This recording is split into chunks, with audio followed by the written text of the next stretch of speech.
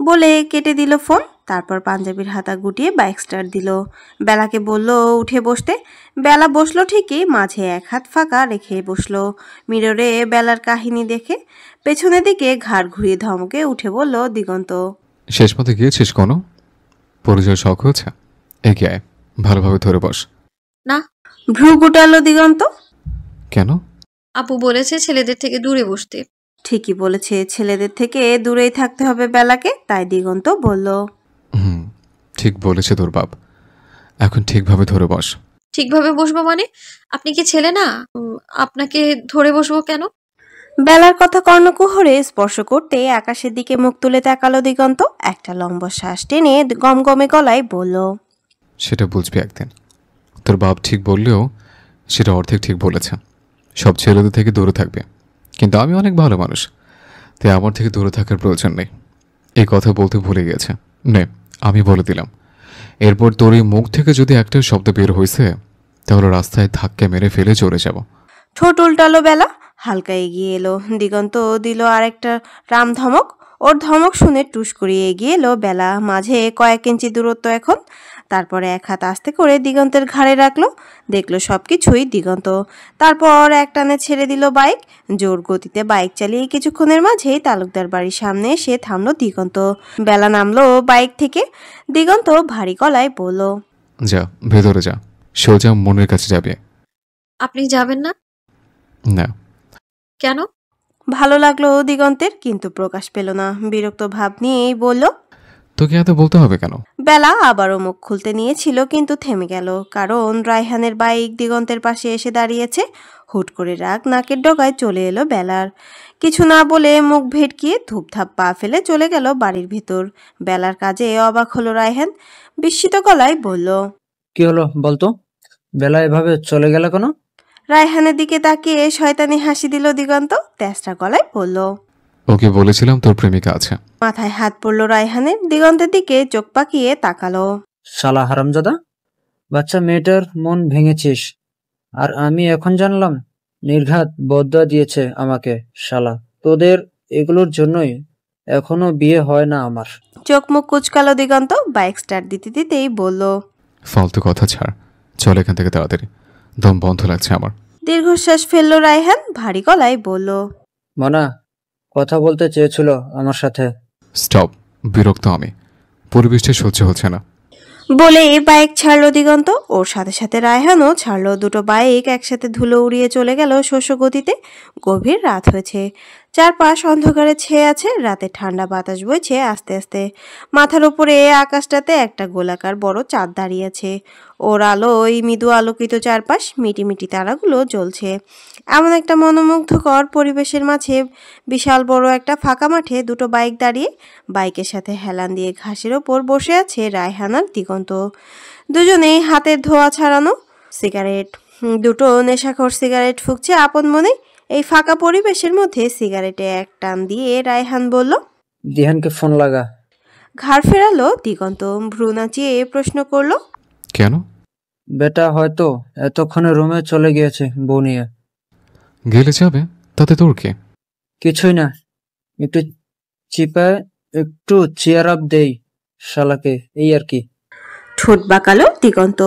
Phone বের করে দিহানের number dial করলো।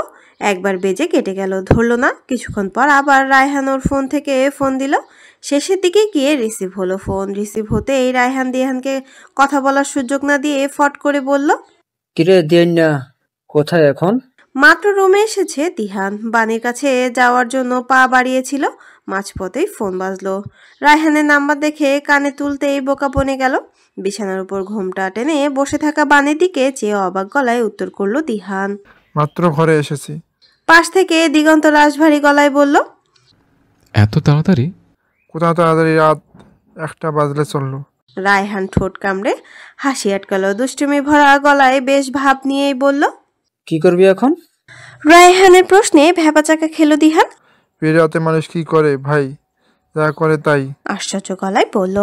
দিহান আর রায়হান একে অপরের দিকে তাকালো। দুজনের চোখে মুখে জুড়ে দুষ্টুমির ছড়াছড়ি। রায়হান এক চোখ মারলো। দিগন্ত ঠোঁট কামড়ে ধরে কুটিল হাসলো। দুজনে হাই ফাই দিয়ে গলা ছেড়ে গান ধরলো একসাথে। এদিকে কান থেকে ফোন নামিয়ে ভ্যাবলার মতো ফোনের দিকে চেয়ে আছে দিহান। মনে মনে ভাবলো দুটোর মাথা গিয়েছে। অতঃপর ফোনটা অবহেলায় একদিকে ফেলে বানের দিকে এগিয়ে গেল। সারাদিন পড়ার টেবিলের সাথে আঠার মতো লেগে আছে বেলা। বানির বিয়ের 1 সপ্তাহ হয়ে গিয়েছে। বেলার হাতে আর মাত্র 4 দিন বাকি, তারপর এসএসসি শুরু। সারাদিন অনেক পড়েছে, এখন প্রায় বিকেল হয়ে গিয়েছে। গভীর মনোযোগ দিয়ে পড়ছে বেলা। এর মাঝে চোরা দৃষ্টিতে চারপাশ চোখ বোলাতে বোলাতে আস্তে করে বেলার রুমে আসলো বৃষ্টি। বেলা টেবিলের কাছে গিয়ে দাঁড়াতেই চমকে উঠল বেলা। সারাক্ষণ সুন্দরভাবে সেজেগুজে বেড়ানো বৃষ্টির চেহারার অবস্থা কেমন বিশ্রী হয়ে গিয়েছে। চুলগুলো উস্কো খুস্কো হয়ে কেমন পাগলের ন্যায় ঠেকছে। চোখের নিচে গাঢ় কালো দাগ পড়েছে। বৃষ্টি হড়বড়িয়ে বেলার হাত টেনে ধরে ওর হাতে একটা কাগজ ধরিয়ে দিল। ফিসফিসিয়ে বলল, এই কাগজটা নিয়ে বড় রাস্তার মোড়ে যাবে এখন। আমার একটা বন্ধু অপেক্ষা করছে, ওর হাতে দিবে এটা। বৃষ্টি আপা, কি আছে এতে? মনে মনে ক্ষোভ হলো বৃষ্টির, কিন্তু বাহিরে নরম থাকলো। এখন বেলাকে কিছু বলা যাবে না, না হলে নিজের কাজ হবে না। এটাতে আমার প্রয়োজনীয় বিষয়গুলো নোট করা আছে। আমার ফ্রেন্ড চেয়েছে, আমাকে তো আব্বু বের হতে বারণ করেছে, না হলে আমিই দিয়ে আসতাম। যাও না বেলা, একটু তাড়াতাড়ি যা। আমার ফ্রেন্ড তোকে চিনে, তুই শুধু মোমের কাছে যা। বোকা বেলা ভাবলো হয়তো আসলেই আপার পড়াশোনার জন্য প্রয়োজনীয় কিছু আছে এতে, তাই বাধ্য মেয়ের মতো মাথা নাড়িয়ে বলল, আচ্ছা আপা, আমি একটু পরে যাব। বৃষ্টির মন চাইছে বেলার গলা চেপে ধরতে। বাড়িতে কেউ নেই এখন, এটাই সুযোগ। আর এই মেয়েটা নাটক করছে। শক্ত গলায় বলল বৃষ্টি, না পরে না, এখনই যাবি তুই। কিন্তু কেমন করে যেন গর্জে উঠল বৃষ্টি। বেলার দিকে হিসিয়ে বলল, যেতে বলছি মানে যাবি, এখন যাবি, যা বলছি। বৃষ্টির এরকম অস্বাভাবিক আচরণে ভয়ে কুঁকড়ে গেল বেলা। চেয়ার থেকে উঠে রুমের বাহিরে ছুটে এলো। বাড়িতে কেউ নেই, সবাই হাসপাতালে গিয়েছে। বেলার দাদির হুট করে শ্বাসকষ্ট শুরু হয়েছে, তাই বাড়িতে এখন শুধু বেলা আর বৃষ্টি আছে। ভয়ে থরথর করে কাঁপছে বেলা। হাতের মুঠোয় থাকা কাগজটা এক পলক দেখে নিয়ে বাহিরের দিকে পা বাড়ালো। উদ্দেশ্য বড় রাস্তার মোড়ে গিয়ে এটা বৃষ্টির ফ্রেন্ডের হাতে দিবে। এটুকুর জন্য কেমন করলো বৃষ্টি ওর সাথে। ছোট মনটাকে বোনের কাজে অনেক অভিমান জমা আছে বেলার। বেশ কিছুক্ষণ হাঁটার পর চলে এলো মোড়ের কাছে। এক জায়গায় দাঁড়িয়ে ঘাড় ঘুরিয়ে ফিরিয়ে দেখতে লাগলো, কিন্তু অপেক্ষারত কোনো মানুষ নজরে এলো না। হঠাৎ পেছন থেকে একটা ছেলে ডাকলো ওর নাম ধরে। বেলা চকিত সেদিকে তাকালো। তৎক্ষণাৎ ভয়ে দুটো শুকনো ঢোক গেল। এই লোকটা বৃষ্টির আপার ফ্রেন্ড। দেখতে তো কেমন বিশ্রী লাগছে, কেমন যেন মাতাল কোনটা প্রকৃতির লোকটা। গলায় ইয়া বড় বড় মালা ঝুলছে, মুখের মধ্যে একটা কাঠি ঢুকিয়ে রেখেছে, সাথে ইয়া বড় বড় চুল। এটা দেখতেও কেমন গা গুলাচ্ছে বেলার। লোকটা আবারও খ্যাস খ্যাস গলায় বলল, তুমি বৃষ্টির বোন না? জি। লোকটা কেমন নজরে যেন তাকালো বেলার দিকে। ভালো লাগছে না ওর। গুলিয়ে এলো নিজেকে। হাত বাড়িয়ে কাগজটা এগিয়ে দিয়ে বলল, এই যে বৃষ্টি আপা দিয়েছে। এদিকে লোকটা লোভাতুর চাহনি দেখছে বেলাকে। বেলার এদিক এগিয়ে দেওয়া হাতটা ইচ্ছাকৃতভাবে স্পর্শ করে কাগজটা নিল। ছিটকে হাত সরিয়ে নিল বেলা। লোকটাকে একদম ভালো লাগছে না ওর। কোনো কথা না বলে পিছু পিছু ঘুরে চলে যেতে চাইলে সামনে আরো দুটো ছেলে এসে দাঁড়ালো। ভয়ে বেলার কলিজা শুকিয়ে গেল। কাঁপা কাঁপা গলায় বলল, সরে দাঁড়ান, আমি যাব। ছেলেগুলো কেমন বিকৃতভাবে হাসলো। বেলার কানে খুব নোংরা লাগলো হাসির আওয়াজ। হাঁসফাঁস করতে করতে চোখ ঘুরিয়ে আশেপাশে তাকালো। মানুষজন খুব একটা নেই। আজ শ্রমিক দিবস, দোকানপাট সব বন্ধ, সাথে গাড়ি ঘোড়াও চলছে না তেমন একটা। বেলার মন কেমন করে ডাকছে। পেছন ফিরে বৃষ্টির ফ্রেন্ডটাকে দিকে তাকালো। ভয়ার্ত গলায় বলল, ভাই আমাকে একটু বাড়িতে এগিয়ে দেবেন? ওই ছেলেগুলো কেমন পথ আটকে দাঁড়িয়েছে। যার কাছে সাহায্য চাইলো বেলা, সেই যে ওদের এনেছে এটা তো বোকা বেলা জানে না। কাঠি দিয়ে দাঁত গুতিয়ে লোকটা বলল, আহ, তোর মতো একটা খাসা মেয়েকে এত দেরি করে পাঠালো বৃষ্টি? কি বলছেন ভাইয়া? পেছনের ছেলে দুটো বেলার কাছে এসে খুব বিশ্রী শব্দ উচ্চারণ করলো, যেগুলো বেলার কানে বিষের ন্যায় ঠেকলো। চোখ বেয়ে গড়িয়ে পড়লো নোনতা পানি। বলিস না, কি বলে তুই? মাথা হেবি সুন্দর। আজ রাইতে আমাকেও পার্টি হবে।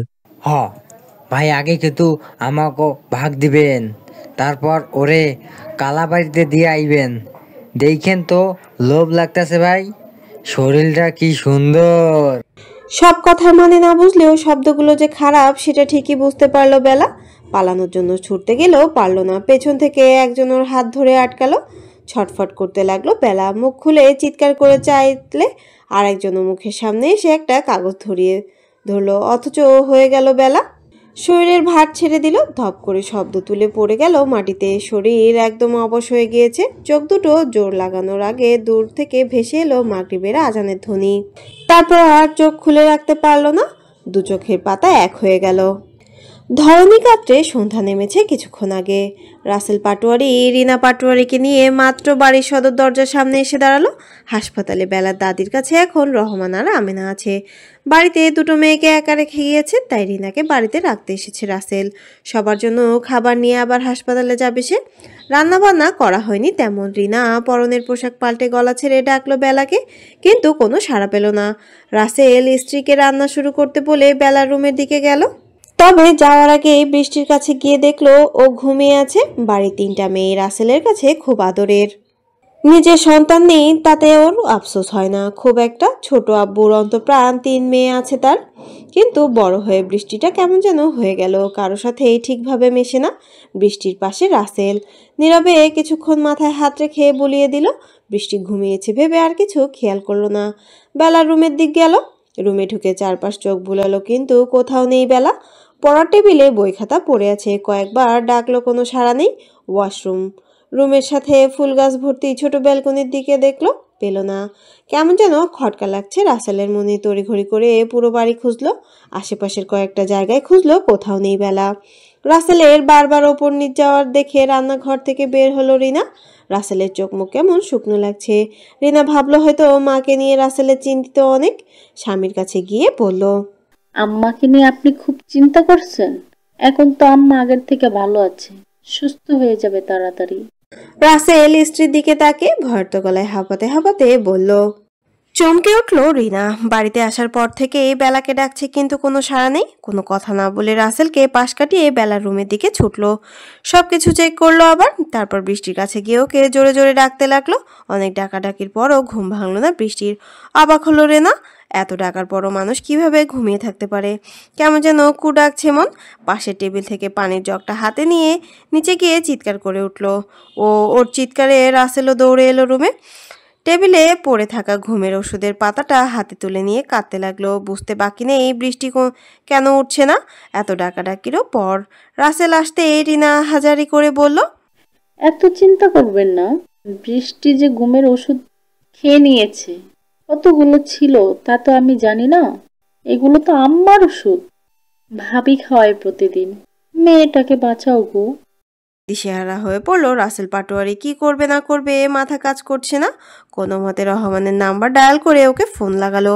শর্টকাটে বলল বৃষ্টি সুইসাইড করেছে আর বেলাকে খুঁজে পাচ্ছে না। সব শুনে রহমানের মাথায় আকাশ ভেঙে পড়লো। এক পাশে মা আর এক পাশে 2 মেয়ে, কোন দিকে যাবে। রাসেল আর রিনাকে বলল বৃষ্টিকে নিয়ে এখনই হাসপাতালে আসতে। তাই করলো তারা। আসার সময় বাড়ির গাড়ি নিয়ে এসেছিল। দুজনের বৃষ্টিকে ধরাধরি করে গাড়িতে আনলো। রাসেল ড্রাইভিং সিটে বসে তাড়াহুড়ো করে গাড়ি স্টার্ট দিল। পিছনের বৃষ্টির কোলের মাথা নিয়ে ওকে ডাকছে আর কাঁদছে রিনা। কিছুক্ষণের মাঝে হাসপাতালে পৌঁছে গেল। রহমান আর আমেনা মেয়ের কাছে এসে আসলো তৎক্ষণাৎ। আমেনা মেয়েকে জড়িয়ে ধরে বুক ফাটিয়ে কাঁদতে লাগলো। নারী ছেঁড়া ধন কিনা ওর সামনেই পড়ে আছে নিথর দেহ। রহমান আমেনাকে সরিয়ে বৃষ্টির চিকিৎসার ব্যবস্থা করলো তাড়াতাড়ি। হাসপাতালের সামনে এসে থামলো দিগন্ত। জিপ থামাতে মিতালি নামলো।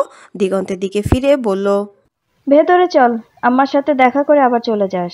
আমি কি করব? ওই বুড়ি আস্ত একটা দিঘু। থেমে গেল দিগন্তের মুখ। মিতালির দিকে বাঁকা চোখে তাকিয়ে দেখলো রাগে ফুঁসছে, তবু ডোন্ট কেয়ার ভাব নিয়ে বলল, তোমার মা হলে কি হবে? বুড়িটা 1 নম্বরের বচ্চাত। ওই বচ্চাদের পেট থেকে বের হওয়া 3টা আবারও ভালোই। বলে মিতালিকে কিছু বলার সুযোগ না দিয়ে জিপ ছেড়ে দিল। পেছন থেকে মিতালির আগে কটমটিয়ে বলল, একবার আয় শুধু আজ বাড়িতে। ভুলেও যদি নাক মুখ ফাটিয়ে এসেছিস তাহলে হাড়ে হাড়ে টের পাবি আমি কত ভালো। মিররে মিতালির রাগে চেহারা দেখে ঠোঁট কামড়ে হাসলো দিগন্ত। মিতালির কথাগুলো কানে গেল ওর, কিন্তু কিছু বলল না। আপন মনে গাড়ি চালাতে শুরু করলো। খোলা জিপটা বেশ জোরে জোরে ছাড়ছে। রাস্তাঘাট ফাঁকা আরামে চালাচ্ছে। শোষো করে বাতাস এসে গায়ে লাগছে, কিন্তু মন মেজাজ কেন যেন ভালো নেই। তাই পরিবেশটা উপভোগ করতে চাইলেও পারছে না। পাশের সিটে অবহেলায় পড়ে থাকা ফোনটা হাতে নিয়ে পাসওয়ার্ড খুলতে বেলার প্রত্যাশার হাত ধরে বাড়ির ভেতরে যাওয়ার একটা ছবি ভেসে উঠল। ছবিটা এক পলক দেখে ফোনটা আগের জায়গায় ছিটকে দিল। ফলস্বরূপ ফোন বন্ধ হয়ে গেল। কিন্তু ফোন যে বন্ধ হলো সেটা ঘুণাক্ষরেও টের পেল না দিগন্ত। অকারণেই মনটা অশান্ত হয়ে আছে। অশান্ত মন নিয়ে বাতাসে ঝাপটা গায়ে লাগাতে লাগাতে বিড়বিড়িয়ে বলে উঠল, বেয়াদব মেয়ে, বড় হো তাড়াতাড়ি। এই পরিবেশে বড় অভাববোধের জন্য হয়তো মনের শান্তি নেই আমার। তোকে যদি একদিনে বড় করে দেওয়া যেত তাহলে দুনিয়া আমার থেকে খুশি কেউ হতো না রে। সব দোষ তোর বাপের। তোর বাপের জন্য তুই এত দেরি করে এসছিস। নাতান জন্ম দিয়েছে তোর বাপ, আর কষ্ট পাচ্ছি আমি। শালার জীবন আমার। টং ঘরের সামনে মুখোমুখি দাঁড়িয়ে আছে দুই দলেরই সবার হাতে হকি স্টিক। দিগন্ত আর ফাহাদ দুজনের দিকে অগ্নি চোখে তাকিয়ে আছে। দুটো আগুনের ফুলকে একে অপরকে গ্রাস করতে চাইছে। ফাহাদ রাগী গলায় হুঙ্কার ছুড়ল, বলেছি না এই দিকে আসবি না তোরা? কথা কানে ঢুকে না নাকি? টংঘরের ওই দিকেই তোদের শেষ সীমানা। এইদিকে পা বাড়াস কোন সাহসে? কেন, টংঘর কি তোর বাপের নামে লেখা? শালা পুঁতে দে এখানে। মেনে নে দিগন্ত, এক এলাকায় দুই রাজা থাকা যায় না। এটা তোর এলাকা না। তারপর আবার ফাহাদকে ব্যঙ্গ করে বলে উঠল, নিজেকে রাজা ভাবিস তুই? অবশ্যই রাজাই, তবে এখানের না, মেয়েবাজিতে। মেয়েবাজির রাজার নাম বলতে বললে সবাই বিনা ভাবনাতে তোর নাম নেবে। জল শক্ত হয়ে গেল ফাহাদের। তারপর কিছু একটা মনে পড়তেই ঠোঁট বাঁকিয়ে হাসলো। তোর বাপের ক্যারেক্টার সার্টিফিকেটও সবার জানা। কে জানে বাপ যেমন ছেলেও সেরকম কিনা। রাগে মেজাজের খেয়ে হারিয়ে ফেলল দিগন্ত। ফাহাদের কলার টেনে ধরে ঝাঝালো গলায় হুঙ্কার ছেড়ে বলল, লজ্জা লাগে না আমার পুরনো কথা টানছিস? শালা ফেলিয়ার, তুই আবার মুখ দেখিয়ে বেড়াচ্ছিস? একটা মেয়ে তোকে বুড়ো আঙুল দেখিয়ে দিল, সে তুই আবার বুক ফুলে আমার সামনে আসিস? পুরুষ নামের কলঙ্ক তুই সারা। মুহূর্তের ফাহাদের চোখ মুখ রাগে লাল হয়ে গেল। দিগন্তের মুখ বরাবর দিল এক ঘুষি। ছিটকে গেল একটু দূরে দিগন্ত। ঠোঁটের কোণে বের হওয়া রক্ত মুছতে মুছতে বাঁকা হেসে তাকালো ফাহাদের দিকে। বিড়বিড় করে ঠোঁট নাড়িয়ে আবারও বলল, ফেলিয়ার। রক্তচক্ষু নিয়ে দুহাত মুষ্টিবদ্ধ করে ফেললো ফাহাদ। ভুলও করেছে, অতি টেনে এনে এখন নিজেই কষ্ট পাচ্ছে। এদিকে দিগন্ত উন্মাদের মতো চুল টেনে ধরে রেখেছে। রাগ ক্ষোভ সামলাতে না পেরে শেষ পর্যন্ত পাশের মোটা গাছটাতে সজোরে আঘাত হানলো। থেতলে গেল হাতের উপরিভাগের চামড়া। রায়হান মাত্র এসেছে, এসে এই দিগন্তের এই অবস্থা থেকে দৌড়ে এলো ওর কাছে। দিগন্ত আবারও গাছে ঘুষি মারতে নিলে ফাহাদ এসে আটকে ধরলো ওর হাত। পেছনে এসে দাঁড়ালো রায়হানও। ফাহাদের হাত ঝটকা মেরে সরিয়ে দিল দিগন্ত। দীর্ঘশ্বাস ফেলল ফাহাদ। রায়হানকে দিগন্তের কাছে থাকতে বলে গেল নিজের গাড়ির কাছে। ওর হুকুম পেয়ে ছেলেরাও চলে যেতে বাধ্য হলো। গাড়িতে বসে স্টিয়ারিং এর উপর একের পর এক আঘাত করতে শুরু করলো। রাগে হিতাহিত জ্ঞানশূন্য হয়ে আবারও অতীত টানলো। ভালোই তো ছিল সারাদিন, নিজেকে শুধরানোর জন্য কত কিছু করলো, অথচ এক নিমেষে সব নিজ হাতে ঘেটে দিল। অতঃপর গাড়ির সর্বোচ্চ স্পিড তুলে বাউন্ডুলের মতো মনের শান্তির জন্য চলল ফাহাদ। মুহূর্তেই বিষাক্ত হয়ে গিয়েছে শরীর মন। ফাহাদের গাড়ি ঝড়ের বেগে চলছে। রাস্তায় অন্যান্য গাড়ি না থাকলেও কার আর বাইক চলছে মাঝে মধ্যে, সেগুলোকে একের পর এক ওভারটেক করছে ফাহাদ। এত জোরে গাড়ি ছেড়েছে যে একটু এদিক সেদিক হলেই মারাত্মক দুর্ঘটনা ঘটবে। চোখ মুখের অবস্থা ভয়ানক। গাড়ি একটানে এসে থামলো 10 তলায় বিলাসবহুল একটা বিল্ডিং এর সামনে। গাড়ি পার্ক না করে গটগট পায়ে লিফটে চড়ে 5 তলায় এসে থামলো। 5 তলার পুরো ফ্ল্যাটটা ওর আর ওর বড় ভাইয়ের। তবে এখানে ফাহাদ আসে না খুব একটা। ওর বড় ভাই ফাহিমের নানা অবৈধ কাজ এখানে যেসবের পরোয়া করে না ফাহাদ। জীবনে একবারই এসেছিল এই জায়গায় একজনের জন্য, আজ দ্বিতীয়বারের মতো পা রাখলো এখানে। গুন্ডা মেয়েবাজ হলেও বড় ভাইয়ের মতো খারাপ মানসিকতারও নয়। কিন্তু আজ যেন মনে রাগ ক্ষোভ কিছুতেই দমাতে পারছে না। পরনের শার্টের বোতাম একটা একটা করে খুলতে খুলতে গেট খুলে ভেতরে ঢুকতেই থমকে যায় ফাহাদ। চোখ খুলে হাতে আসতে চায় ওর। একই দেখছে ও। কোনো কিছু বলার আগে আঘাত পড়লো কপালে। চেঁচিয়ে উঠল ফাহাদ। দুহাতে কপাল চেপে ধরলো। আহ, হোয়াট দ্য হেল টাফার, মারছিস কেন? অপর পাশ থেকে ভয়াতুর গলায় দৃঢ় আওয়াজে ভেসে এলো, আপনিও ওদের দলের? আমাকে মেরে ফেলতে চান আপনারা? এত সাহস! জানেন আমি কে? ফাহাদ কপালে হাত থেকে নামিয়ে চোখের সামনে ধরলো। হাতে রক্ত। ভালোই লেগেছে ওর। মাথা ব্যথা করছে, কানগুলো ঝনঝন শব্দ পাচ্ছে। হাত আবারও কপালে ঠেকিয়ে বলল, Bela Patwari, daughter of Rahman Patwari and Amena Patwari. 3 বোনের ছোট জন আপনি। আপনার বাপ ফল ব্যবসায়ী, চাচা মিলের মালিক, আপনার ফপির তালুকদার বাড়ির বউ, আমার জাত শত্রু দিগন্ত তালুকদারের রিলেটিভ আপনি। কথাগুলোর মাঝে বেলা আবারও হাতে ধরে রাখা হকি স্টিকটা উঁচিয়ে ধরলো। ফাহাদকে পুনরায় আঘাত করার জন্য তৎক্ষণাৎ সেটা ধরে ফেলল ফাহাদ। রাগান্বিত চাহনিতে চেয়ে ধমকে উঠল ফাহাদ। মুখ নেই, কথা না বলে মারছিস কেন? এর বদলে আমি একটা মারলেই তো চোখে তারা দেখবি ডাফার, দে। থেমে গেল ফাহাদের মুখের কথা, কানে ভাসলো কিছুক্ষণ আগের বলা বেলার কথাটা। আপনিও ওদের দলের লোক? আপনারা আমায় মেরে ফেলতে চান? ধক করে উঠল ফাহাদের বুক। এক ঝটকা দিয়ে হকি স্টিকটা ফেলে দিল মেঝেতে। জোরে শব্দ করে পড়ে গেল ছেলেটা। বেলা মুখোমুখি সে স্থির হয়ে গলায় বলল, এখানে কি করে এলি? তোকে ওরা ছুঁয়েছে? তারপর আবারও উন্মাদের মতো দুহাত দিয়ে বেলার গাল ধরে ভালোভাবে নজর বুলালো। ওর সারা মুখ, গলা, ঘাড় তেমন কোনো কিছু নেই। বেলার দুহাত উঠিয়ে মেলে ধরলো চোখের সামনে। পুরো হাতটা দেখলো, কোনো দাগ নেই, শুধু হকি স্টিক ধরার কারণে হাতের তালু লাল হয়ে আছে। চোখ বন্ধ করে ঢোক গেল ফাহাদ। কিছুক্ষণ পর চোখ মেলে চাইলো বেলার দিকে। ধরে রাখা হাতটা আস্তে করে ছেড়ে দিল। বেলা সরল চোখে দেখছে ফাহাদকে। এতক্ষণ পর চিনতে পেরেছে, এই তো সেই লোক যে পার্কে ওকে মারতে চেয়েছিল। মনে পড়তেই চোখ বড় বড় হয়ে এলো বেলার। মুহূর্তের মাঝে কয়েক কদম পিছিয়ে গেল বেলা। আপনি সেদিন আমায় মারতে পারিনি বলে আজ আবারও কিডন্যাপ করে এনেছেন? আপনাকে তো আমি চিনি না, তাহলে আমায় মারতে কেন চেয়েছেন? হৃদয়ের মাঝে কারো ঘাজ পড়ে ফাহাদের। গমগমে গলায় বলে, মারলি তো তুই, আমি কি এখন পর্যন্ত একবারও তোর গায়ে হাত তুলেছি? না। তাহলে? আপনি ভালো মানুষ না, মানুষকে মারেন আপনি, গুন্ডা পচা লোক আপনি। ঠোঁট বাঁকালো ফাহাদ, হালকা নমনীয় গলায় বলল, তুই ভালো বানিয়ে দে। ফাহাদের কথা বুঝলো না বেলা, না বোঝার চেষ্টা করলো। ঠোঁট উল্টে ভাঙা গলায় বলল, আমি আব্বুর কাছে যাব।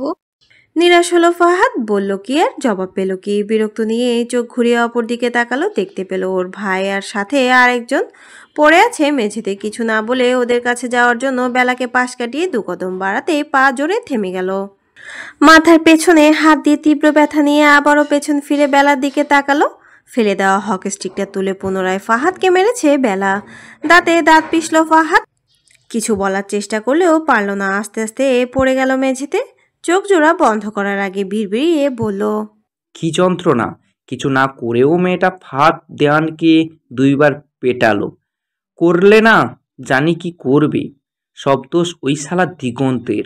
শালা শান্ত মেয়েটাকে নিজের মতো ডাকাত বানাচ্ছে, হারামজাদা।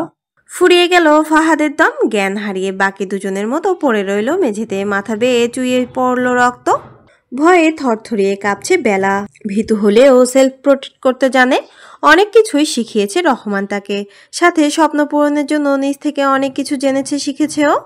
চোখ বেয়ে পড়া বিন্দু কণাগুলো দুহাতে মুছে নিয়ে ছুটে বের হলো ফ্ল্যাট থেকে। ভাগ্য ভালো, তাই দরজা খোলা পেয়েছে। ফাহাদ ফ্ল্যাটে আসার পর দরজা আটকায়নি, তাই খোলাই রয়ে গিয়েছে।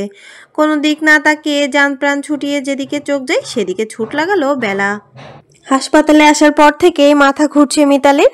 এদিকে মা অসুস্থ, অন্যদিকে বৃষ্টিকে নিয়ে ছোটাছুটি চলছে। তার মাঝে বেলার খোঁজ পাচ্ছে না। এদিকে দুই মেয়ের কথা শুনে জ্ঞান হারিয়েছে আমেনা। এখানকার সব ভার রাসেল পাটোয়ারির ওপর ছেড়ে হম্বিতম্বি করে বাড়ির দিকে ছুটেছে রহমান। ছোট মেয়ে বাড়ি ছেড়ে কোথায় যাবে? নিজেকে বড় অসহায় লাগছে তার। বাড়ি গিয়ে সব জায়গায় চেক করলো, কোথাও নেই। কি করবে এখন? কোথায় যাবে? কোথায় গেলে মেয়েকে পাবে? রাত 8টার কাছাকাছি বাজে। বাড়িতে রেখে যাওয়ার মেয়ের কোথায় চলে গেল? রহমানের মন কিছু মানতে চাইছে না। অবুঝের ন্যায় ভেতর থেকে বলছে, এমনকি মেয়েকে মন চায় মানে চাই, কিন্তু আফসোস বেলা নেই। হাঁটু গেড়ে মেঝেতে বসে পড়ল রহমান। কোথায় খুঁজবে? চেনা জানা সব জায়গায় খোঁজ নিয়েছে, পায়নি। পুলিশের কাছে গেলে কি হবে সেটা জানা আছে তার। ঘাড়ে কারো হাতের ছোঁয়া পেল, সেদিকে না তাকিয়ে ভাঙা গলায় বলল, আমি আমার মেয়েদের সুরক্ষা দিতে পারিনি বড়ম্মা। একজনকে এত বোঝানোর পর, এত সাপোর্ট দেওয়ার পর আব্বুকে ভুল বোঝানোর আত্মহত্যার পথ বেছে নিল। আরেকজন কোথায় আছে, কিভাবে আছে তাই জানি না। দিহান গেটের সামনে দাঁড়িয়ে আছে। বানি বাবার পাশে বসে কান্নারত গলায় বলল, আল্লাহর পরে তুমি তোমার মেয়েদের বড় রক্ষক আব্বু, সময় নষ্ট করছো কেন? বেলাকে নিয়ে আসো। নেত্রজোলা ছলছল করে উঠল রহমানের। বুকের ভেতর মোচড় দিয়ে উঠল, হাহাকার করলো মন। বেলাও হয়তো এভাবে আব্বুকে ডাকছে, খুঁজছে, কিন্তু ওর আব্বু নেই ওর কাছে।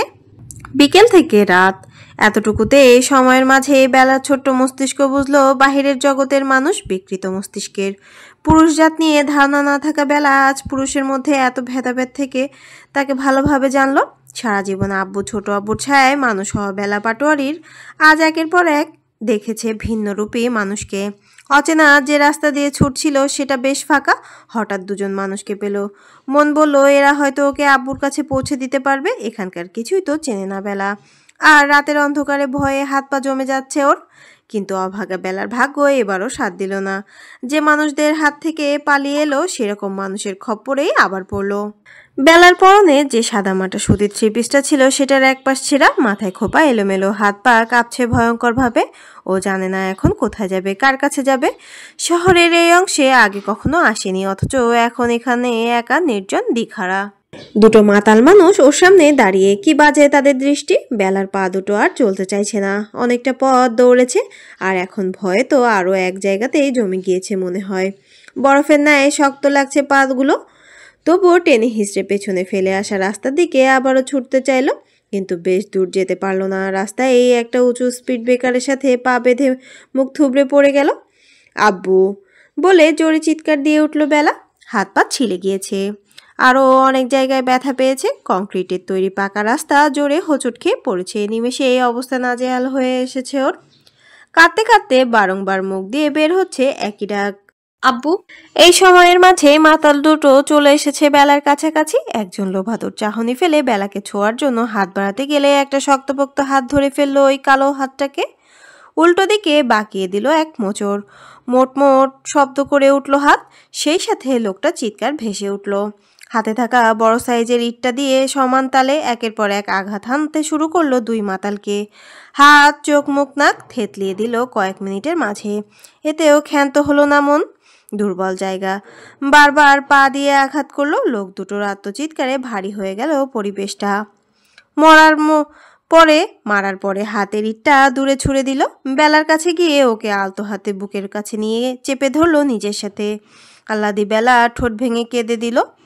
কান্নারত আর্তনাদ করে অভিযোগী গলায় বলে উঠল, ওরা খুব পচা আব্বু। আদরের মেয়ের ভাঙা গলা শুনে বুক ফেটে খান খান হয়ে গেল রহমানের। মেয়েকে আরো গভীরভাবে আগলে ধরলো। ভরসার এক হাত মাথায় রেখে আরেক হাত বেলার চেঁচে গিয়ে রক্ত গড়ানো হাতটা ধরলো। মুখের সামনে এনে সেখানে দুটো স্নেহের পরশ দিয়ে কেঁদে উঠল রহমান। ভঙ্গুর গলায় আওড়ালো, আমার আম্মা, আমার ছোট আম্মা। বেলাও ঠোঁট ভেঙে আরো জোরে শব্দ করে কেঁদে উঠলো। আবারও আব্বুর কাছে অভিযোগ করলো, ওরা বাজে কথা বলেছে আব্বু। রহমান মেয়ের ছোট্ট শরীরটাতে কোলে নিয়ে বলল, আব্বু ওদের মেরেছে খুব। এরা না, এদের জন্য আমি পড়ে গিয়ে ব্যথা পেয়েছি। আর ওই পচা লোকগুলো আমাকে অনেক বাজে কথা বলেছে। কথাগুলো যেন তীরের ফলার মতো আঘাত হানল রহমানের বুকে। বেলাকে পাজা কোলে তুলে নিয়ে উঠে দাঁড়ালেন রহমান। সব কথা পরে শুনবে। বেলার হাত পায়ের অবস্থা খুব ভালো না, জায়গায় জায়গায় জখম। পরনের থ্রিপিসটারও নাস্তানাবুদ হালত। বুক থেকে পেটের কাছে ভিজে উঠেছে। বুঝতে বাকি নেই রহমানের রাস্তায় উপর হয়ে পড়ার কারণে বুক পেটে ক্ষত হয়েছে। হাঁটতে হাঁটতে আশ্বস্ত গলায় কান্নারত মেয়েকে বলল, আব্বু এসেছো তো ছোট আম্মার কাছে? আর কাঁদতে নেই, আব্বু ঠিক করে দিবে সব। আর কেউ আপনার দিকে চোখ তুলে তাকানোর সাহস পাবে না। বাবার আদুরে ছানা বেলা পাটোয়ারি তৎক্ষণাৎ বাবার বুকে মুখ গুজে চুপ হয়ে গেল। ক্লান্তিতে ভেসে আসা শরীরটা ছেড়ে দিয়ে ঘুমের দেশে তলিয়ে গেল। আর কি পায় ওকে? আব্বু আছে তো দুনিয়া ঠিক। দূর থেকে বাপ মেয়ের দিকে তাকিয়ে আছে দিগন্ত। দু হাতে মুখ চেপে ধরে সিটে গায়ে লিয়ে দিল। মুখে দুটো ডলা মেরে নামিয়ে নিল হাত। চোখ বন্ধ রেখে বলে উঠল, নাওতারের ঘরে নাওতান জন্মেছে, দেখেছিস? পুরুষ মানুষ হয়ে কাঁদছে। জানে না পুরুষদের কাঁদতে নেই। এই বাপকে নিয়ে আবার গর্বে বুক ফুলে বেড়ায় ওই বেয়াদবটা। রায়হান হতভম্বের ন্যায় দিগন্তের দিকে চেয়ে আছে। কিছুক্ষণ পর বিশ্বাস নিয়ে বলল, তাহলে তোর চোখের কোণে পানি কেন? ওর কাছে পৌঁছাতে দেরি করে ফেলেছে। এখনই যে বলি পুরুষের কাঁদতে নেই। আমি কাঁদিনি। তাহলে এটাও বেলার বাপের দোষ? তার কারণেই তোর চোখের কোণে চিকচিক করছে? হ্যাঁ। মুখ বেঁকে গেল রায়হানের। অবাক গলায় শুধালো, কিভাবে? ঝট করে চোখ খুলল দিগন্ত। বাপ মেয়ের দিকে অগ্নিদৃষ্টি ফেলে দাঁতে দাঁত পিষিয়ে বলল, একটা যুবতী মেয়েকে বাড়িতে একা রেখে যায় কিভাবে? এটা কোন ধরনের বিবেকবান আদর্শ বাপের কাজ? এক নাতান পয়দা করছে, সেটা পর আমার আমানত। ছোট বলে আমার আমানত তার কাছে এখনো। সে আমানতের আবার খেয়ানত করে।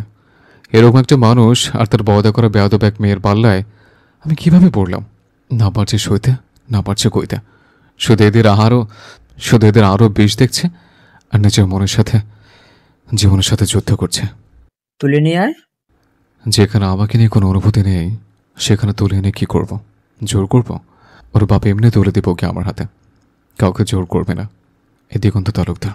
ওই বেয়াদবকে তো কখনোই না, নাইব ওর কাছে যাব। শুধু 2টা মেয়ে নিয়ে দেখিয়ে দেব ওর বাপকে আদর্শ বাপ কাকে বলে। এখনো না বললি কাছে যাবি না? বাচ্চা কি তাহলে আসমান থেকে তোর কোলে পড়বে?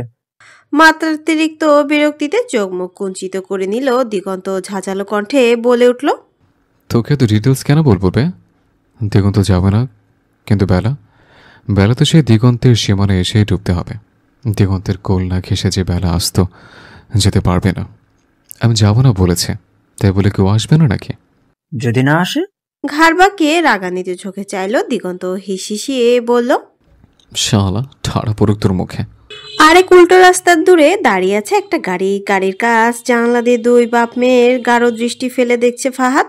ঘাড়ের কাছে কিছুটা রক্ত জমাট বেঁধে আছে। জ্ঞান ফেরার সঙ্গে সঙ্গে এই আবার ছুট লাগিয়েছে বেলাকে খোঁজার জন্য। তীব্র মাথা যন্ত্রণা নিয়ে সিটের সাথে পুরো শরীরে ভার ছেড়ে দিল। এই একটা বাচ্চা মেয়ে ফাহাদ দাওয়ানের মাথা ফাটালো 2বার। এদিকে আবার বাপ অন্যদের ফাটালো। ঠোঁটেলিয়ে আপন মনে বিড়বিড় করে আওড়ালো, বাপ কা বেটি নাকি বেটি কা বাপ? যাই হোক, ফাঁদ দেওয়ানের মন কেড়েছে দুটোই। রাত পেরিয়ে ভোর হয়েছে মাত্র। ভোরে স্নিগ্ধতা প্রকৃতি জুড়ে বিচরণ করছে। হালকা শীতল বাতাসে একটা সুন্দর শীত শীত ভাব। আকাশের বুকে এক ফালি সূর্য মিষ্টি আলো নিয়ে দাঁড়িয়ে আছে। এই ভোর সকালে তালুকদার বাড়িতে বড় বড় পা ফেলে আগমন ঘটল বাড়ির সকল ছেলেদের। শত দরজা পেরিয়ে বাড়ির ভেতর পা রাখা মাত্রই নিশ্চুপ ঠান্ডা পরিবেশটা ঝংকার তুলল একজনের গলার আওয়াজে। থেমে গেল দিগন্তের চলমান পাদয়। দিগন্তের বেশ ভালো করে জানা আছে এখন ওর সাথে কি ঘটতে চলেছে, তাই আলগোছে পকেটে 2 হাত ঢুকিয়ে শটান হয়ে দাঁড়িয়ে গেল সেখানেই। ডাইনিং টেবিলে ফ্রুটসগুলো ঠিকঠাকভাবে রেখে ধূপধাপ পা ফেলে দিগন্তের সামনে এসে দাঁড়ালো মিতালি। চোখ মুখ অসন্তোষে জর্জরিত। দিগন্তের দিকে রাগে চোখে তাকিয়ে আছে, বলল, ফোন কোথায় তোর? কোন সুরঙ্গে লুকিয়ে রাখিস? ভুলে সুইচ অফ হয়ে গেছিল।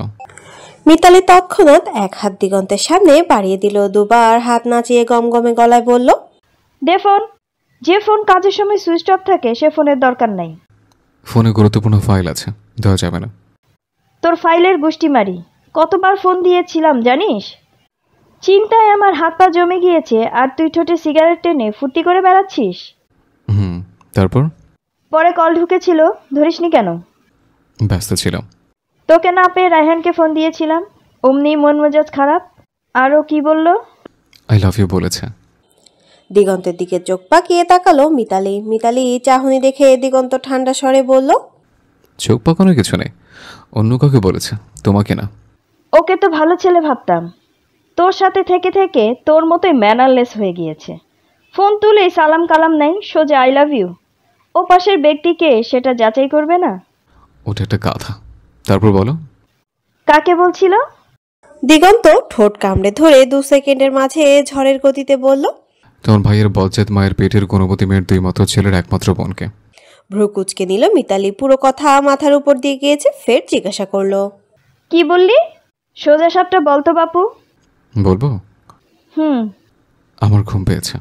দিগন্তের এরূপ হেয়ালিপনায় বিরক্ত হলো মিতালি। ধমকে সুরে বলে উঠল, এই তো বললি। তারপর দিগন্তের দিকে ভালো করে তাকাতেই খেয়াল হলো দিগন্ত সেই তখন থেকে পকেটে হাত গুজে দাঁড়িয়ে আছে। কেমন যেন সন্দেহ হলো মিতালির। ওর আর দিগন্তের মাঝের দূরত্বটুকু কাটিয়ে দিগন্তের কাছে গিয়ে বলল, কি ব্যাপার, হাত বের করছিস না কেন? দেখি হাত, দেখা তো। চড়বে তুমি? এক বেয়াদব পয়দা করেছে তোমার ভাই, ওর জন্য সারা রাত ঘুম হলো না। এখন তুমি কি শুরু করেছো এসব? চোখ রাঙালো মিতালি। দাঁতে দাঁত চেপে বলল, ভালোই ভালোই হাত দেখা দিঘু, না হলে তোর বাপের সাথে আজ তোর যুদ্ধ লাগাবো আমি। চুই শব্দ করলো দিগন্ত। এখনই আর একটা ঝামেলা বাঁধবে মিতালি। রয়ে শোয়ে হাত বের করলো পকেট থেকে। ব্যাস, মিতালিকে আর পাইকে শুরু করলো চিৎকার চেঁচামেচি। করবে নাই বা কেন? দিগন্তের 2 হাতে রক্ত জমাট বেঁধে কালশিটে দাগ পড়েছে, সাথে ফুলেও গিয়েছে হাত। এই কার সাথে মারামারি করেছিস আবার? হাতের এত বাজে অবস্থা কেন? এইগুলো দেখার জন্য দিনরাত খেটে মরি আমি? বাইরে গিয়ে পালোয়ান সাজো তুমি, একবার নাক ফাটিয়ে আসবা, আরেকবার হাত থেতলে আসবা। কাকে মেরে এসেছিস? পুলিশ কমিশনারের বড় ছেলে ফাহিম দেওয়ান।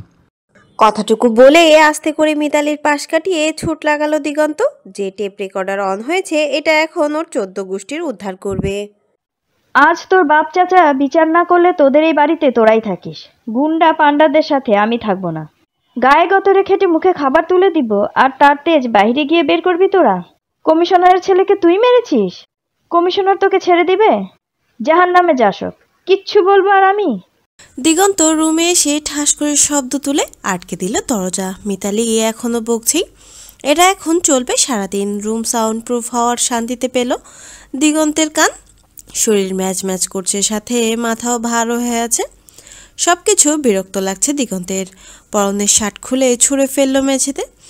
লোমসে আবৃত চওড়া প্রশস্ত বুক উন্মুক্ত হলো। টেনে হিসড়ে শরীরটাকে নিয়ে গেল ওয়াশরুমে। শাওয়ারের নিচে দাঁড়িয়ে পানি ছেড়ে দিল। ঝরঝর করে পানিগুলো দিগন্তের সিল্কি চুলগুলোকে ভিজিয়ে শরীর বেয়ে পড়তে শুরু করলো। হাত দুটোতে পানির স্পর্শ পেতে চিনচিন করে জ্বালা পড়া শুরু হলো, কিন্তু সেটা নিয়ে কোনো ভাবাবেগ নেই দিগন্তের মাঝে। কপালের কাছে লেপটে যাওয়া চুলগুলো হাত দিয়ে পেছনে ঠেলে দিয়ে চোখ বন্ধ করে ঠান্ডা পানির আরামটা গায়ে টেনে নিতে লাগলো। বুকের লোমগুলোর মাঝে একপাশে জলজল করছে সেই ছোট্ট লেখাটা, বিন্দুচারিণী। শাওয়ার শেষে কোমরে টাওয়াল পেঁচিয়ে বের মাত্র হয়েছে দিগন্ত। ড্রেসিং টেবিলের কাছে গিয়ে হালকা ভেজা চাপদারিগুলোতে হাত বোলাতে বোলাতে ফোনটা হাতে নিল। রায়হানের নাম্বারে ফোন দিয়ে দরকারি কিছু কথা সেরে ফোনটা রাখতে নিলে হাত লেগে তার নিচের নাম্বারে কল চলে গেল। মহাবিরক্ত নিয়ে ফোনটা কেটে দিতে চেয়েও আটকে গেল। ততক্ষণে অপর পাশের বান্দা ফোন পিক করেছে। কি বলবে দিগন্ত চুপ করে রইল। ফোন এক হাতে কানে চেপে ধরে আর এক হাতে সিগারেট নিয়ে মুখে ধরলো। তারপর লাইটার সামনে এনে আগুন দিল সিগারেটের মাথায়। মুখে কোনো কথা নেই, ফোন কানে নিয়ে ফসফস করে সিগারেট টান দিতে লাগলো। এভাবে কাটলো কয়েক মিনিট। এদিকে পুরো সফেদে মোড়ানো একটা আলিশান রুমে কোমর সমান চাদর টেনে উপর হয়ে শুয়ে আছে ফাহাদ। মাথায় মোটা ব্যান্ডেজে বাঁধা, চওড়া হলদে ফর্সা পিঠটা খোলা, জিম করা মাংসলো পেশিগুলো ফুলে আছে। এক হাত মাথার কাছে বালিশে জড়িয়ে রেখেছে, আরেক হাত কানে ফোন ধরে রেখেছে। অপর পাশ থেকে এতক্ষণেও কোনো সারা শব্দ না পেয়ে হালকা করে মাথা উঁচিয়ে ঘুমে ভরে থাকা লাল চোখ জোড়া টেনে খুলল। দিগন্তকে এখনো লাইনে দেখে আবারও শুয়ে পড়ল।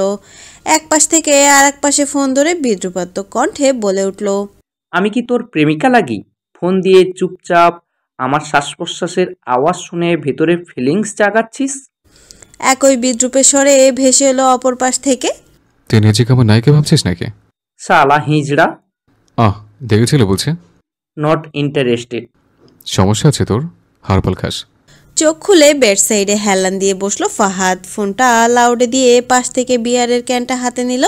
তাতে সিপ দিতে দিতে বলল, হারবাল বিষয়ে ভালোই অভিজ্ঞতা দেখছি, কাজে লাগাস বুঝি। যাক, অনেক উপকার করলি। ঠোঁট কামড়ে ধরল দিগন্ত, বাঁকা গলায় বলল, কাল বেলা খোঁজ দিয়েছিলে, তাই একটা ছোট হেল্প করে শোধবোধ করে দিলাম। ক্যানে শেষ চুমুক দিয়ে দিগন্তকে কটাক্ষ করে বলল ফাহাদ, শালা তোর ইতরামি করার জায়গা পাস না? এসব করার জন্য ফোন দিয়েছিস? কল লিস্টের সামনে ছিলে, হাত লেগে চলে গিয়েছে। যাক, জীবনে 2বার ফোনে কথা হয়েছে, সেটা আমি দিয়েছিলাম ভুল করে, হলেও তৃতীয় ফোন তুই দিয়েছিস। কারেক্ট, ভুল করি। সজ্ঞানে কোনোদিনও দিগন্ত তালুকদারের প্রয়োজন পড়ে না কাউকে ফোন দেওয়ার। ঠোঁট বাঁকিয়ে হাসলো ফাহাদ, গমগমে স্বরে আওড়ালো, এত আত্মবিশ্বাস নিয়ে ঘুরিস? টেক মাই চ্যালেঞ্জ, চতুর্থবারের ফোনটা তোর কাছ থেকেই আসবে। সিগারেটের অবশিষ্টটা অ্যাশট্রেতে ফেলে দিল দিগন্ত। স্বপ্নই দেখতে থাক শালা বলে এই লাইন কেটে দিল। ফোনটা পাশের কাউচে ছুঁড়ে দিয়ে টান টান হয়ে বিছানায় শুয়ে পড়লো। একটু না ঘুমালে শান্তি পাবে না। টুটটুট শব্দ তুলে লাইন বিচ্ছিন্ন হতেই উড়ুর ওপরে রাখা ফোনের স্ক্রিনে আলোকপাত করলো ফাহাদ।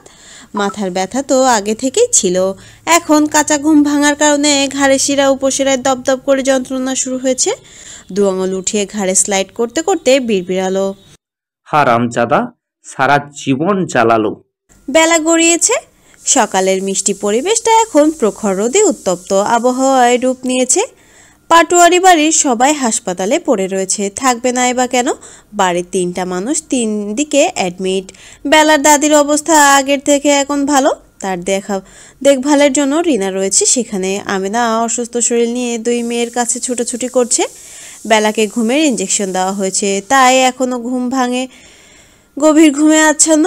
বৃষ্টির অবস্থা বেশ নাজুক ছিল, এতক্ষণে অবজারভেশনে রেখেছিল। খানিক আগে কেবিনে শিফট করা হয়েছে, এখন আশঙ্কামুক্ত। পাতার প্রায় সবগুলো ওষুধ খেয়ে নিয়েছিল, বেশি দেরি হয়নি বলে জোর বাঁচা বেঁচে গিয়েছে। ওয়াশ করার সময় ডাক্তাররা ভরসা দিতে পারছিল না, কোনো ভাগ্যের জোরে বেঁচে ফিরেছে। কিছুক্ষণ আগেই জ্ঞান ফিরেছে বৃষ্টির, এখনও পরিবারের কেউ আসেনি ওর কাছে। কেবিন পুরো ফাঁকা। জ্ঞান ফিরে পাশে কাউকে পায়নি, নিজের ওপরে তাচ্ছিল, হাসলো। তখনই দরজা ঠেলে প্রবেশ করলো রহমান। ভেতরে ঢুকে একবারও তাকালো না বৃষ্টির দিকে। দরজার ভেতর থেকে লক করে দিয়ে বৃষ্টির পাশে চেয়ারে টেনে বসলো। ক্যাবিনেট থেকে একটা কমলা নিয়ে খোসা ছাড়ালো। বৃষ্টির মুখের সামনে এক অংশ ধরলো। বাবার দিকে নীরবে চেয়ে আছে বৃষ্টি। মুখের সামনে খাবার ধরাতে চোখ জোড়া ছলছল করে উঠল। রহমান এখনো তাকায়নি ওর দিকে। বৃষ্টি তাকে ডাকতে চাইছে, কিন্তু গলা দিয়ে আওয়াজ বের হচ্ছে না। খুব কষ্টে আটকে আটকে ডেকে উঠল, আব্বু। শুনল রহমান, জবাব দিল, কিন্তু তবুও চাইল না ওর দিকে। বলো। মারবেন না? না না। বকবে না, আমার মরে যাওয়া উচিত ছিল। ভালো, আমি কি আর বেঁধে রেখেছি তোমাকে? বৃষ্টি আরো কিছু বলতে চাইল, কিন্তু আটকে দিল রহমান। ফলের টুকরোটা বৃষ্টি মুখে এগিয়ে দিয়ে বলল, আগে খাওয়া শেষ করো, এরপর বেলাকে খাওয়াতে যাবে। রহমানের কথা কানে পৌঁছাতেই বৃষ্টি শান্ত চাহনি হিংসাতে ভরে উঠল। শক্ত আওয়াজে বলল, অসুস্থ আমি, তাও ছোট মেয়েকে নিয়ে বেশি চিন্তা তোমার? দীর্ঘশ্বাস ফেলল রহমান। বৃষ্টির ধারণায় বেলাকে সবাই ওর থেকে বেশি ভালোবাসে। বেলা হওয়ার কারণেই বৃষ্টিকে ওর দাদির হাতে তুলে দিয়েছে। ওর জন্যই বৃষ্টি আদর ভালোবাসা কম পেয়েছে। এই অবাস্তব ধারণাগুলো মনে পুষে রেখে বেলার প্রতি দিনকে দিন প্রচণ্ড রূপে হিংসাত্মক হয়ে উঠেছে বৃষ্টি। রহমান আরেক টুকরা কমলা মেয়ের মুখের সামনে নিয়ে এতক্ষণ পর তার মুখের দিকে তাকায়। মাত্র কয়েক ঘন্টায় শুকিয়ে হাড্ডিসার হয়ে গিয়েছে, ফুলো গালগুলো ঝরে গিয়েছে। মেয়ের এহেন অবস্থা বুকে আঘাত হানে রহমানের। হাতের ফলটা আবারও বৃষ্টির মুখে দিয়ে ওর এক হাত টেনে নিজের 2 হাতের মাঝে নেয়। হাতের উল্টো পিঠে সস্নেহে পরশ বুলিয়ে গালের সাথে ধরে আবেগপ্রবণ কণ্ঠে বলে ওঠে, এই হাতগুলো এত ছোট ছোট ছিল। এ হাত আব্বুর হাত ধরে আস্তে ধীরে বড় হলো। এখন এই হাতের মালিকের আর দরকার নেই আব্বুর। নিজের জীবনের সব ডিসিশন নিজেই নিতে পারে। আব্বুকে অপরাধী করে দুনিয়া ছাড়ার পরিকল্পনাও বানাতে পারে। ফুপিয়ে ওঠে বৃষ্টি। একরাশ অভিমান জড়ানো মন নিয়ে কাঁদো কাঁদো গলায় বলল, আমি অনেক খারাপ, কেউ ভালোবাসে না আমাকে। হাত উঠিয়ে বৃষ্টির চুলে বিলি কাটে রহমান। বাবার আদরের আরো বেশি আহ্লাদ পায় বৃষ্টি। আবারও বলে, আমি মরে গেলে তোমরা শান্তি পেতে, বোঝা কমে যেত। সন্তানরা বাবার বোঝা হয় না আম্মা। বানি, বেলার মতো ভালো মেয়েই হয় না। বানি, বেলার মতো ভালো মেয়েই হয় না। বৃষ্টির মতো খারাপ মেয়ে সবার বোঝা হয় আব্বু। আমি তোমাকে তোমার পছন্দের মানুষের সাথে সম্পর্ক করতে দেইনি বলে এ কথা মনে হলো তোমার? কি চাও তুমি? সব জেনে শুনেও মেয়েকে দুবিয়ে করা একটা চরিত্রহীন লাফাঙ্গা ছেলের হাতে তুলে দেব? কারণ মেয়ে তাকে ভালোবাসে, ভালোবাসলেই সুখ পাওয়া যায়। যদি তাই হয়, যদি তুমি আমাকে ফুল সিওরিটি দাও ওরকম ছেলেকে বিয়ে করার পর তুমি সুখী থাকতে পারবে, তবে আমি মেনে নেব। কিন্তু আদৌ বিয়ে করবে তো? তুমি কি অস্বীকার করতে পারবে ছেলেটা তোমাকে বাজে অফার করে দেয়নি? ছোট হয়ে এলো বৃষ্টির মুখ, ভেসে এলো বৃষ্টির ধীর কণ্ঠ, তুমি ভুল বলছো, আমি এখন আর সেসব চাই না। তাহলে বেলাকে কোথায় পাঠিয়েছিলে? রহমানের প্রশ্ন দৃষ্টি এলোমেলো হয়ে বৃষ্টির কাপা কাপা গলায় বলল, এটাও বলে দিয়েছে আমার এক বন্ধুর কাছে। মিথ্যে বলার প্রয়োজন নেই, তোমার অজানায় অনেক কিছু হয়ে গিয়েছে। প্রশ্নাত্মক চাহনিতে রহমানের দিকে চাইল বৃষ্টি। বাবার শক্ত দৃঢ় দৃষ্টি দেখে মাথা নিচু করে ফেলল। সেদিন যখন তুমি আমাকে বুঝিয়েছিলে তখনই ফাহিমের সাথে আমি সব যোগাযোগ বিচ্ছিন্ন করেছি। কিন্তু তাও ও মানুষ লাগিয়ে আমার রুমের দিকে ইটের টুকরো ছুটতো, আমাকে নানাভাবে ডিস্টার্ব করেছিল। তাই একটা কাগজে আমি আমার সব কথা সবার আড়ালে বেলার হাতে পাঠিয়েছিলাম, আর তোমাদের থেকে আমি নামক বোঝাটা সরিয়ে ফেলতে আত্মহত্যা করার চেষ্টা করেছিলাম। তোমার মনে হয়নি বেলার বিপদ হতে পারে? যাদের কাছে পাঠিয়েছিলে তারা কি ভালো মানুষ ছিল? চমকে তাকালো বৃষ্টি। নিজের জীবনটার টানাপোড়েনের মাঝে অন্য কিছুর খেয়াল আসেনি ওর। থেমে থেমে বলল, বেলা তো ছোট মানুষ। শকুনের নজরে ছোট বড় থাকে না আম্মা। নিয়ে গিয়েছিলে বেলাকে। কথাটা শুনতেই কান্নায় ভেঙে পড়ল বৃষ্টি। কিছু বলতে চাইছে কিন্তু পারছে না। রহমান একটা দীর্ঘশ্বাস টেনে মেয়ের মাথা বুকে আগলে নিল। আদর মিশ্রিত গলায় বলল, বড় হয়েছেন আম্মা, এখনো ছোটদের মতো মনোভাব কেন? আপনি আমাদের বোঝা না। সন্তান ভালো হোক খারাপ হোক, কখনো বাবা মা এর বোঝা হয় না, কখনো বাবা মায়ের বোঝা হয় না। আপনি আমার বাচ্চা, হাজারো ভুল করতে পারেন, সেগুলো শুধরে দেওয়ার জন্য তো আব্বু আছে। ছেলেগুলো আপনাকে ডিস্টার্ব করেছিল, বলেননি তো কাউকে? আব্বুর কাছে মনের সব কথা বলবেন। আব্বুকে বলতে না পারলে আম্মুকে বলবেন, আম্মুকে না বললে বড় আপাকে বলবেন, ছোট আব্বুকে বলবেন, ছোট আম্মুকে বলবেন। এত মানুষ পাশে থাকতেও আপনি বোকার মতো মানসিক চাপ নিয়ে ঘুমের ওষুধ খেয়ে নিলেন। এটা কি অন্যায় নয়? সব কথা শুনলো বৃষ্টি। বাবার বুকে পড়ে অঝোর ধারায় কাঁদলো। কেন কাঁদলো নিজেও জানে না। বুকের মাঝে যে দম বন্ধকর অবস্থাটা ছিল সেটা নিমেষেই গায়েব হয়ে গিয়েছে। কিভাবে যেন, কি বুঝলো কে জানে। কাঁদতে ভালো লাগছে তাই কাঁদছেই। এতদিনে মনে পুষে রাখা রাগ জেদ অভিমান পানি পড়েছে হয়তো। হালকা লাগছে নিজেকে। রহমান নীরবে মেয়ের মাথায় হাত বুলিয়ে দিচ্ছে। কান্না থামানোর চেষ্টা করছে না, কিন্তু কান্না ঝরা মন্দ নয়। যদি মনে শান্তি আসে তাহলে কাঁদুক। দিগন্ত ভাই, দেখেন বাবু কাঁদছে। বেলার আওয়াজ শুনে ভারী অবাক হলো দিগন্ত। চোখ ঘুরিয়ে আশপাশ দেখলো, না, এটা তো ওরই রুম। তাহলে বেলার আওয়াজ পাচ্ছে কেন? আবারও ভেসে এলো একই ডাক। ডাকের উৎস খুঁজতে উৎসুক নজরে দরজার সামনে তাকালো দিগন্ত। এতেই যেন ঝটকা খেলো। মাথা ঘুরে গেল 360 ডিগ্রি অ্যাঙ্গেলে। শুকনো কাশি উঠল মাথায়। থাবা মারতে মারতে বড় বড় কদম ফেলে পাক্কা গিন্নি রূপে বেলার সামনে এসে দাঁড়ালো। বেলার রূপ দেখে চক্ষু কোটর ছেড়ে হাতে খুলে আসতে চাইছে ওর। বেগুনি সবুজ রঙা জামদানি শাড়ি কোমরে গুছেছে। চুলগুলো ঢিলে করে হাত খোপা করা। ছোট ছোট চুলগুলো খুলে ছড়িয়ে রয়েছে। কপালের মাঝ বরাবর একটা কালো বিন্দি। কানে ছোট ছোট ঝুমকো। দুহাত একটা করে সোনালি চুড়ি। সবশেষে নজর আটকালো নাকের মধ্যিখানে। অবাক, চরম অবাক দিগন্ত। নাকের মাঝ বরাবর বিদ্যমান জলজলে ছোট নাকফুল আকৃতির নাকফুলটা দেখে থমকে গেল। হৃদয়ের কোনো গোপনে ধাক্কা লাগলো প্রচণ্ডভাবে। সব মিলিয়ে ছোটবেলার সৌন্দর্য যেন ঠিকরে পড়ছে। ছোটবেলা? আদতে কি এটা দিগন্তের সেই ছোট বোকা বেয়াদব মেয়েটা? মুখাকৃতি তা হলেও ভাবভঙ্গিমা আর সাজগোজে তার বিন্দুমাত্র রেশ নেই। বেলার এই রূপে মত্ত হলো দিগন্ত। দেখলো মন ভরে, খুঁটে খুঁটে দেখলো, কিন্তু হুট করে চোখ আটকালো বেলার কোল জুড়ে পড়ে থাকা ছোট একটা বাচ্চাই। ওকে দিয়ে মুখ দেখার চেষ্টা করলো, কিন্তু ব্যর্থ হলো। সুবিধা করতে না পেরে মুখ ফুটে বলেই ফেলল, কার বাচ্চা এটা? কাছে তো আমাকে বলছিস কেন? শান্ত সুন্দর চোখ মুখ মুহূর্তে ভয়ঙ্করী রূপ নিল। গর্জে উঠল সামনের রমণীটা। গর্জরানি শুনে ভয় পেল দিগন্ত, সাথে অবাকও হলো। এ আবার কেমন রূপ? কার বাচ্চা মানে? ফাজলামো করছেন আমার সাথে? বাচ্চার জন্ম দিয়ে এখন বলছেন কার বাচ্চা?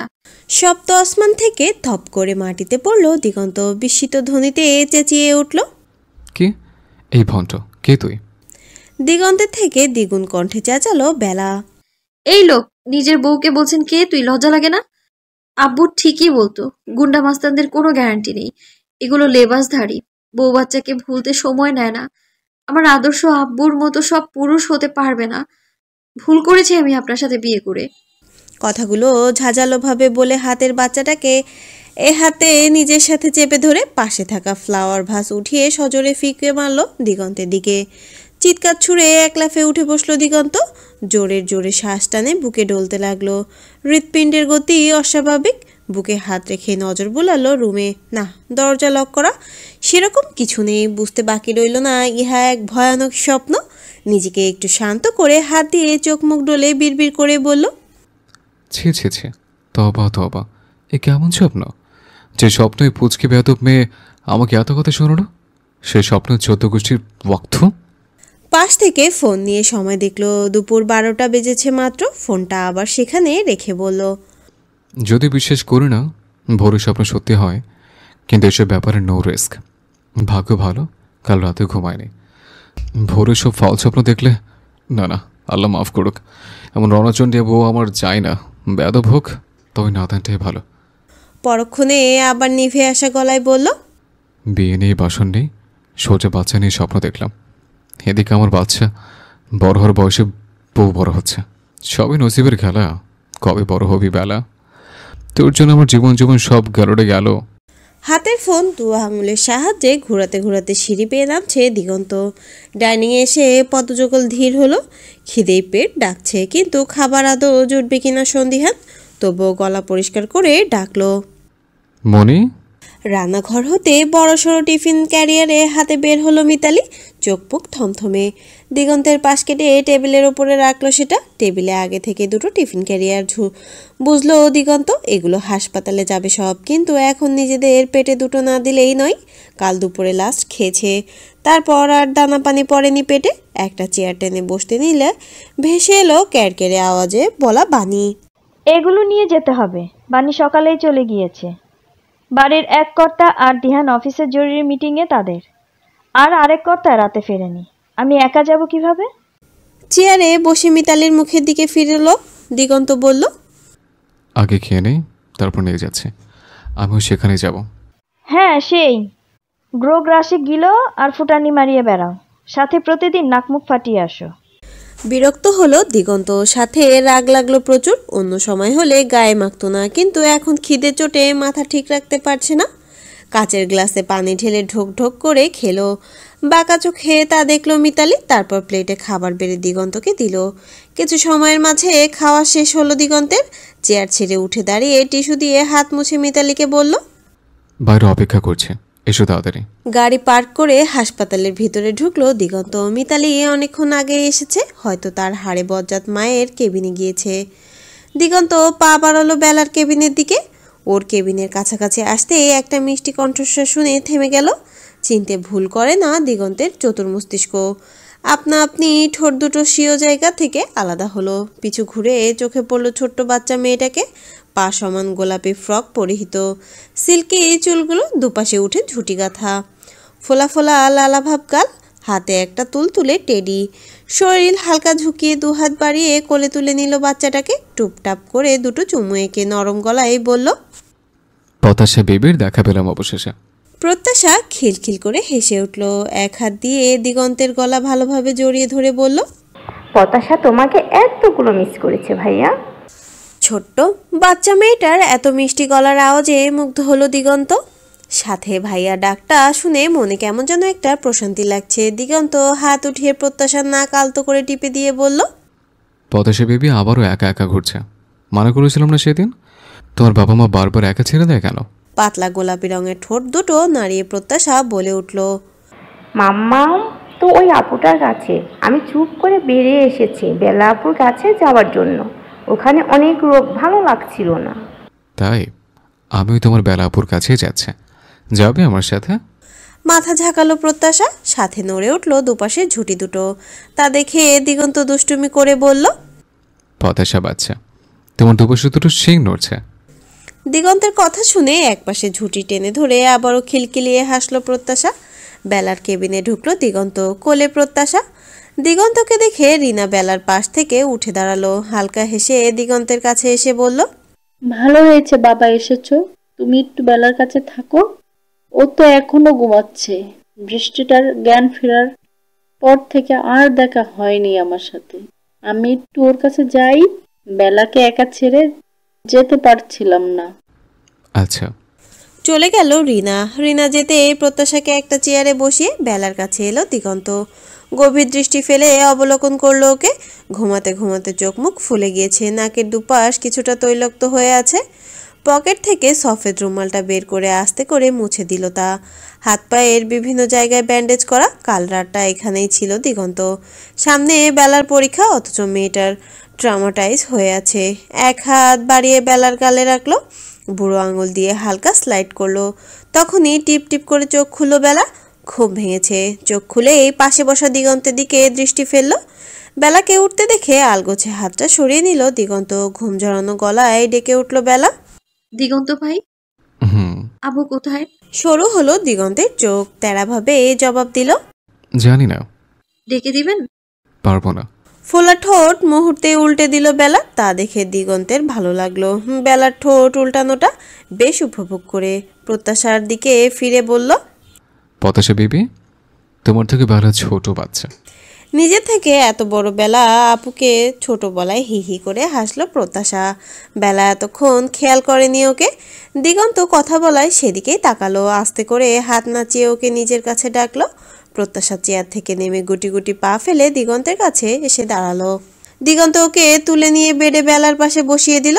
বেলা প্রত্যাশার গাল টানার জন্য হাত উঠাতে গেল, ব্যথাতুর শব্দ করে উঠল। ঝট করে দিগন্ত ওর মুখ বরাবর চলে এলো। বেলার হাতের উপরে হাত রেখে অস্থির চিত্তে জিজ্ঞাসা করলো, ব্যথা পেয়েছিস বেশি? এত নড়াচড়া করার কি আছে বেয়াদব? বেলা চোখ বন্ধ করে নিয়েছিল, হাতের কনুইয়ের কাছে বাজেভাবে কেটে গিয়েছে, তাই এত ব্যথা। কাঁদো কাঁদো গলায় বলল, বুঝতে পারিনি। কাঁদতে চাইছিস কেন? আমি কি তোকে বকেছি না মেরেছে? বেলার চোখের এক বিন্দু পানি বিসর্জন দিয়ে সোজা গলায় বলল, এখনই তো বকলেন। কখন? বেয়াদব বললেন যে। দিগন্ত কিছুক্ষণ শান্ত চোখে বেলার দিকে চেয়ে থাকলো। এখন কে বোঝাবে দিগন্ত তালুকদার এই নাদানটাকে ভালোবেসে বেয়াদব ডাকে? এত সুন্দর ডাকটাকে কেন শালাই গালি উপাধি দিয়েছিল? তার পশ্চাৎ দেশে দু চার ঘা দিয়ে মনের আশা মেটাতে দিগন্ত ফোঁস করে শ্বাস ছেড়ে দিগন্ত নরম কণ্ঠেই বলল, বকিনি। তারপর আবার বেলার মাথায় হাত রাখলো। কেমন লাগছে এখন? খাবি কিছু? বেলা উত্তর দিল না, আবারও ডেকে উঠল, দিগন্ত ভাই, হুম, ওই লোকগুলো অনেক বাজো। মোচড় দিয়ে উঠল দিগন্তের অন্তঃস্থল। নিজেকে স্বাভাবিক রেখেই ঠান্ডা গলায় বলল, তোর এই অবস্থার জন্য যারা দায়ী তাদের কাউকে ছাড়েনি তোর দিগন্ত ভাই। হুট করে বেলা হাত বাড়িয়ে দিগন্তের শার্টের এক কোণে জোরে চেপে ধরলো। অভিমানী গলায় বলল, ওরা আমার খুব। তৎক্ষণাৎ বেলার কাছাকাছি ঝুঁকে গেল দিগন্ত। ওর ঠোঁটে 1 ইঞ্চি দূরত্বে আঙুল রেখে বলল, কিছু হয়নি, ভবিষ্যৎ আর কিছু হবে না। কেউ আর তোকে কোনো বাজে কথা বলতে পারবে না। এখন থেকে নিজ ইচ্ছে মতো যেখানে খুশি ঘুরবি ফিরবি। কেউ তোর দিকে চোখ তুলে তাকানোর সাহস পাবে না। যা হয়েছে সেসব মাথা থেকে ছেড়ে ফেল। বেলা চুপচাপ দিগন্তের মুখের দিকে চেয়ে আছে। ওকে কথা বলতে না দেখে দিগন্ত আবার বলল, বললাম না কোনো ভয় নেই তোর। পুরোনো কথা মনে রেখে যদি কষ্ট পেয়েছিস তাহলে আমার থেকে খারাপ কেউ হবে না। 2-3 বাদে পরীক্ষা, খাবি ঘুমাবি আর পড়বি, বুঝছিস? বেলার চোখ গড়িয়ে পানি পড়তে নিল। ছোট ছোট হাত দিয়েছে মুছে দিল, সেটা প্রত্যাশা। তারপর বেলার গাল জড়িয়ে ধরে বলল, ভাইয়ার সাথে তুমি কাঁদছো কেন? এত বড় মেয়ে হয়ে কাঁদছো? আমি তো ছোট বেবি, তাও কাঁদি না। বেলা মুচকে হেসে প্রত্যাশার গালে একটা চুমু দিয়ে বলল, প্রত্যাশা কার সাথে এসেছে? বেলা বেখেয়ালিতে প্রত্যাশার সাথে তাল মিলিয়ে বলতে নিয়েছিল। ও দিগন্ত ভাব। বেলা থেমে গেল। বেলা টুকুর টুকুর দৃষ্টি ফেলে বলল, কি? তোকে বলেছি না এভাবে বলবি না। কিভাবে? রাগী চোখে তাকালো দিগন্ত। শান্ত থাকতে চাইলেও বেলা থাকতে দেয় না ওকে। দুনিয়া উল্টে যাক, অসভ্য মেয়েটাকে একটা না একটা বেয়াদবি করতেই হবে। স্বপ্নে বাচ্চা নিয়ে আসে আর বাস্তবে ভাইয়ারাকে। হুট করে মেজাজের খেই হারিয়ে ফেলল। হিসিয়ে বলল, তুই চরম বেয়াদব, সব তোর বাপের দোষ। 3টা মেয়ে বড় করে সামলাতে পারে না, যখন পারবে না তখন আনে কেন বুঝি না। আর এনেছে যখন, তখন বৃষ্টির জায়গায় তুই আসলি না কেন? এতদিন আমার বিয়ে বাচ্চা সব হয়ে যেত, কোনো কাজের না তোর বাপ। দেখিস 2টো মেয়ে নেব আমি, তারপর চোখে আঙুল দিয়ে দেখিয়ে দেব মেয়েকে কিভাবে মানুষ করতে হয়। দিগন্তের কথা শেষ হতেই বেলা সোজা প্রশ্ন করলো, আপনার 2টো মেয়ের সাথে আমার আব্বুর কি সম্পর্ক? তোর বাপের সাথেই সব। আমার মেয়েরা তার মেয়ের থেকে আসবে, তার জন্মানো নাদান আমার বাচ্চাদের জন্মাবে। দিগন্তের ঘোর প্যাচ কথা মাথায় ঢুকলো না সরল বেলা। কি বলেন? মুখ দিয়ে চু শব্দ বের করলো দিগন্ত। কত সাধারণভাবে বলল তাও এই মেয়েটা বেয়াদবের মতো প্রশ্ন করছে। বিরক্তিতে চিড়চিড়িয়ে উঠল, বলল, তুই কথা বুঝবি না, তোর বাবার আমি বুঝবো। বেলাও জোরসে মাথা নাড়িয়ে বলল, ও আচ্ছা। ভ্রু কুটালো দিগন্ত। জিজ্ঞাসা করলো, কি আচ্ছা? নির্ভেজাল জবাব এলো বেলার কাছ থেকে, আমি গাধা, বুঝবো না। আমার বাপ আর আপনি বুঝবেন খালি। ফোঁস করে শ্বাস ছাড়লো দিগন্ত। মনের ভেতর ফাটিয়ে চেঁচাচ্ছে, তুমি অসভ্য বেয়াদব সাথে একটা আপাল। যা বোঝার তা বোঝো না, বাকি সব বোঝো। বেলার জায়গায় অন্য কেউ হলে এতক্ষণে দিগন্তের মুখ ফুটে এটা বের হয়ে যেত, কিন্তু কপাল, বেলাকে এসব বলাও যাবে না, বলাও তা। দেখা যাবে ওর লাইনটাই উল্টে ওকে শোনাচ্ছে, তাই মুখ ফুটে কিছু বলল না, শান্ত চাহনি ফেলে বাহিরের দিকে গেল। টানা 1 মাস গাধার খাটুনি খেটে আজ ইতি হলো বেলার মাধ্যমিক জীবনের। শরীর মন এখন পুরোপুরি চাঙ্গা। মনের ভয় ভীতি কবেই হাওয়া হয়ে গিয়েছে, টেরও পায়নি। পাবেই বা কিভাবে? ওকে কেউ আগের কোনো কিছু মনে করার ফুরসত দেয়নি। কিছুক্ষণ আগে পরীক্ষা শেষ হয়েছে, হল ছেড়ে বেরিয়েই রাইমা আরও রাজ্যের গল্প জুড়ে দিয়েছে। পরীক্ষার কেন্দ্র প্রায় খালি হয়ে গেল, কিন্তু ওদের কথা ফুরালো না। গেটের কাছে বেলার জন্য অপেক্ষা করছে দিহান আর বানি। এতদিন রহমান পাটোয়ারি বেলাকে নিয়ে যাওয়া আশা করেছে, আজ বানি আর দিহান পাটোয়ারি বাড়ি যাবে, তাই রহমান পাটোয়ারিকে আসতে বারণ করেছে। গেটের সামনে আধ ঘন্টা যাবৎ দাঁড়িয়ে আছে ওরা, অথচ বেলার বের হবার নাম নেই। একের পর এক সব বের হয়ে এতক্ষণে হয়তো বাড়ি চলে গিয়েছে। বেলা বেজায় চটে গেল বানি। দিহানের দিকে তাকিয়ে কিছু বলতে নিলে দিহান আঙুল উঠিয়ে গেটের দিকে দেখিয়ে বলল। চুপ হলো বানি। বেলা ওর কাছাকাছি আসতেই চোখ রাঙিয়ে বলে উঠল, এতক্ষণ লাগে তোর বের হতে? পরীক্ষা শেষ হয়েছে সেই কখন, আর তুই এখন আসছিস? এখন আমরা যে কাঠফাটা রোদে দাঁড়িয়ে অপেক্ষা করছি সে খেয়াল নেই?